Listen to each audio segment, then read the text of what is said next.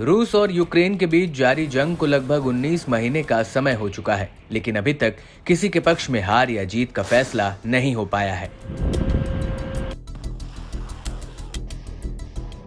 इस जंग में रूस अब नई रणनीति के साथ लड़ रहा है। रूस अच्छे से जानता है कि यूक्रेन को नेटो देशों से हथियार, गोला बारूद मिल रहा है, जिसकी बदौलत यूक्रेन जंग में टिका हुआ है और यही कारण है कि अब रूस यूक्रेन के इन्हीं हथियारों को नष्ट कर रहा है।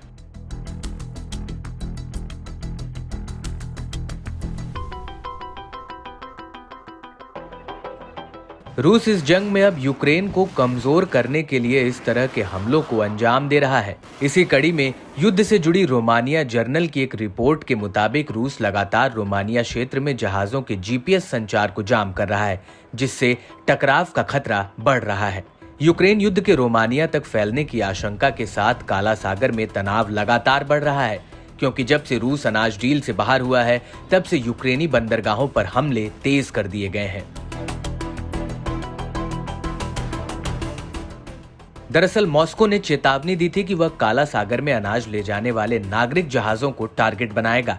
रूस के अनाज समझौते से बाहर होने के बाद यूक्रेन और रोमानिया ने कीव के अनाज निर्यात को बढ़ावा देने के लिए एक समझौते पर आपसी सहमति बनाई, क्योंकि मॉस्को जहाजों के सुरक्षित मार्ग का विरोध कर रहा था, जिससे खाद्य संकट का खतरा पैदा हो गया था। हालांकि रोमानिया के सैन्य प्रमुख ने इस बारे में कोई साफ बात नहीं किया कि रूस अपने क्षेत्र में रोमानिया के जहाजों को क्यों जाम कर रहा है।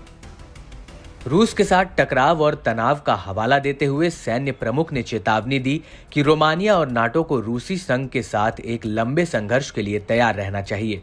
इस कड़ी में यूरो अटलांटिक रेजिलियंस फोरम में जनरल पेस्ट्रूकू ने एक बयान दिया। उन्होंने कहा, हम इस टकराव को बहुत अच्छी तरह से महसूस कर सकते हैं, खासकर नाटो के पूर्वी हिस्से में और काला सागर के उस क्षेत्र में जहां से वो आते हैं। यूक्रेन में रूसी संघ के युद्ध ने मूल रूप से काला सागर क्षेत्र को अस्थिर कर दिया है और तटीय देशों के बीच असुरक्षा की भावना पैदा कर दी, जिसका असर सुरक्षा माहौल पर पड़ा है। इससे पहले व्हाइट हाउस ने भी चेतावनी दी थी कि रूस ने काला सागर के बंदरगाहों तक समुद्री माइंस बिछा दी हैं, जिससे यूक्रेनी अनाज निर्यात में बाधा आ सकती है।